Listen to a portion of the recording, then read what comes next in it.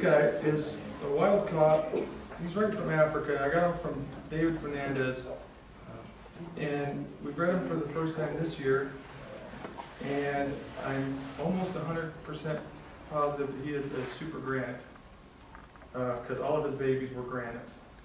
So it's going to take me a couple more years of breeding to actually prove that out. But he's just a really, really dark. I mean, he just shed, so this is as light as he gets. And it took me a whole year to get him to even start eating. But now he's pounding down the frozen thawed rats. What did you do to get him started? I just left him alone. Just left him alone. So he's pretty cool. I don't really do a whole lot with the wild caught stuff, but I had to have this guy.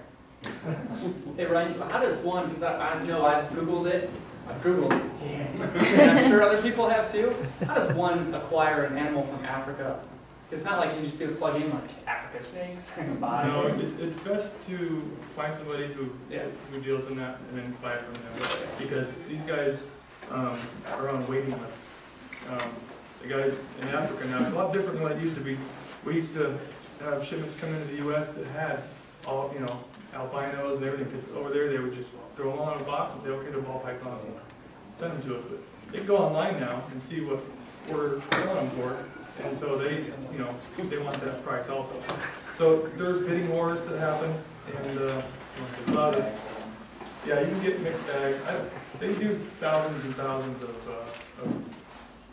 they call them farm bred, and what they do is they get captive or wild-caught females, get them to lay their eggs, let the females go, and then just incubate the eggs. And after they hatch, they ship them over here. So they're not shed, they haven't eaten, and you can get them for $5–10 a piece. But most of them end up dying. So I'm not a huge fan of the wild-caught trade, but sometimes it's, for the cool stuff, it's okay. She is called a chocolate. I like chocolate. It's gorgeous. She's a co-dominant trait. Breed two of them together. He has super chocolate. Almost looks like the wild-caught male that I showed you. A really dark, creamy-looking snake. Not a whole lot of difference as far as color, and she just you kind of got to know what you're looking for. Is that animal black? This one here? Yeah. No. She's got tons of black.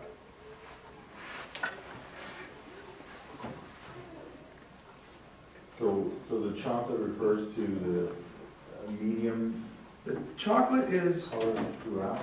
Whoever first produced it decided they wanted to call it a chocolate. It doesn't really reflect necessarily the look. A lot of times people just will, if you're the first one to produce it, you get to name it. And there's a lot of ridiculous names for a lot of snakes out there. When they can just keep it simple. But when you start getting into the 3, 4, 5, 6 gene animals, it's kind of hard. When people call it one name, so you don't know what it is. Like Kevin McCurley, he's got a soul sucker, and then you got to figure out what that is. You can't say, okay, it's a hidden woman gene, pastel, lesser yellow belly, whatever. It gets hard. You kind of got to know what you're talking about. And these are some spiders. I brought two just to show you how variable they are.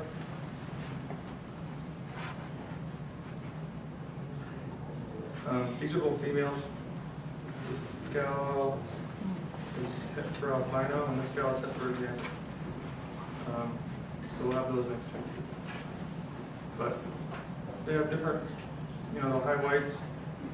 She's also darker. This one's got less pattern. She's lighter. She's got more yellows on her. There's a lot of variability.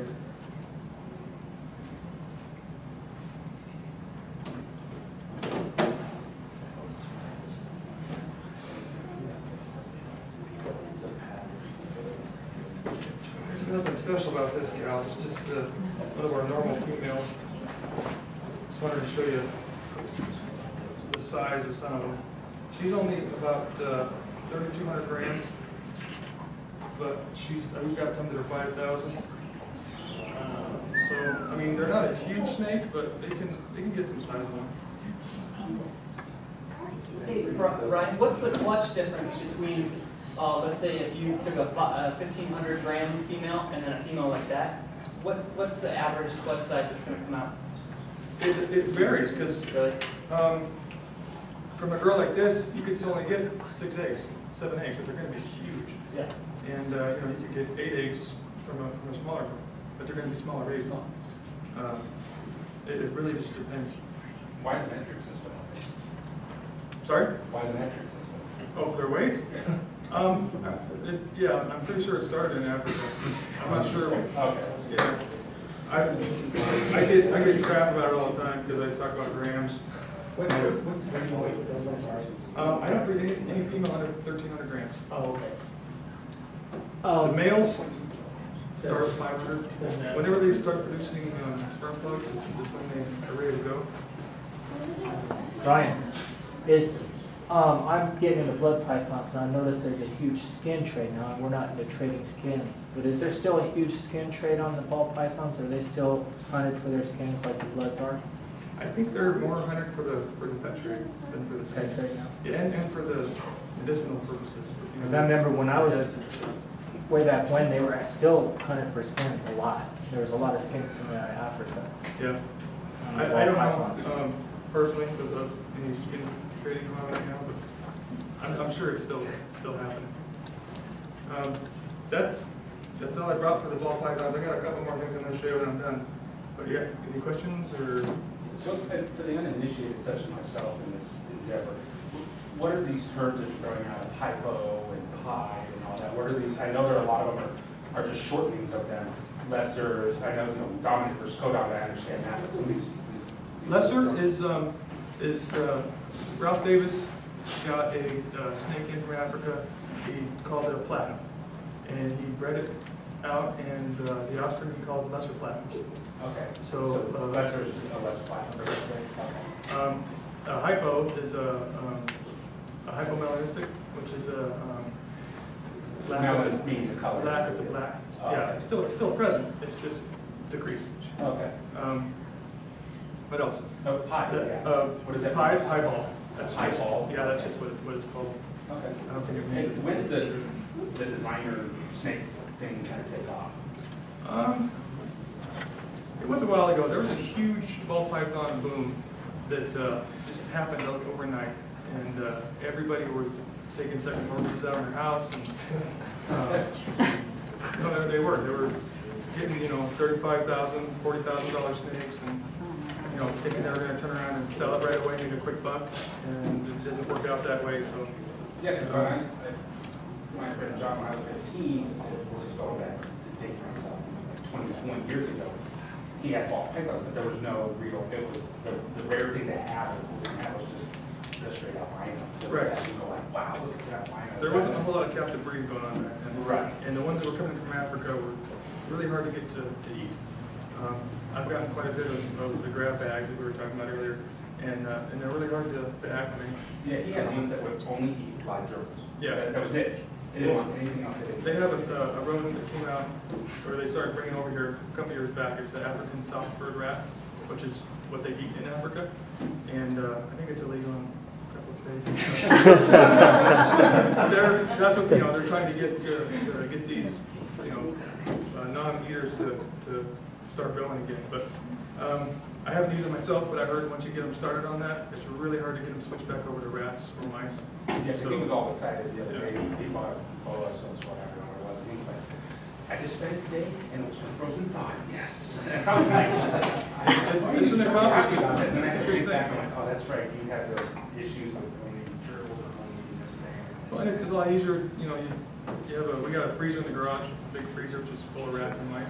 Yeah. It's a lot easier than having to go and get live Oh, yeah. all the time. Yeah, a rodent room, nothing. Yeah, we did that too. Terrible, terrible. Ammonia central. Yeah, it's pretty bad. But Must make it so bored. frozen thawed is always, always a good. So well, that's cool. It's neat to see these different things.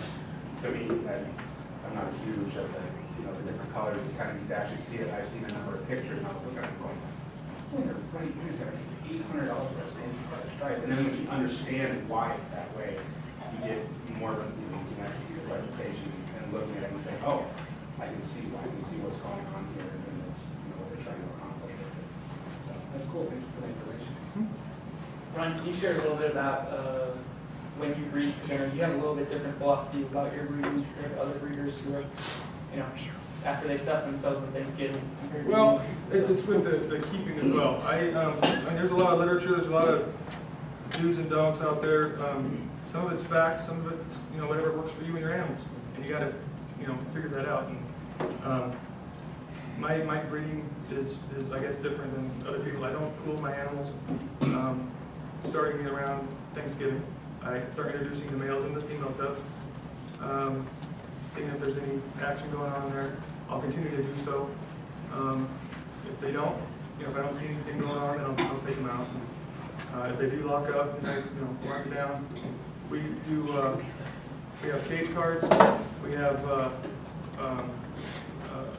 program on the internet, or the computer that we use, and I have a notebook that I write everything down.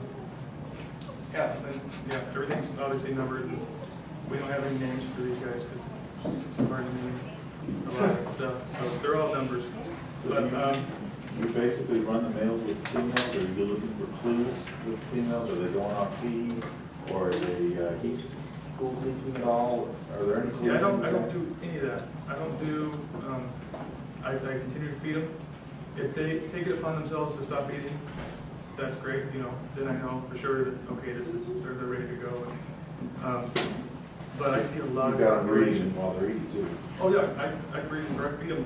I try to feed them all the way up until they lay their eggs. If they'll eat, just smaller meals, because you want to get them back up to weight for next year. Animals that do that. We have a couple, not all of them, but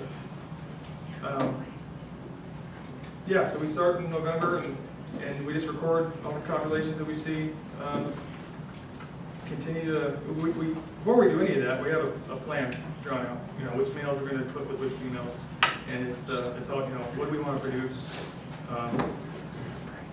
So and then we can start putting them together, and just a lot of times you can't catch the copulations because it's at nighttime.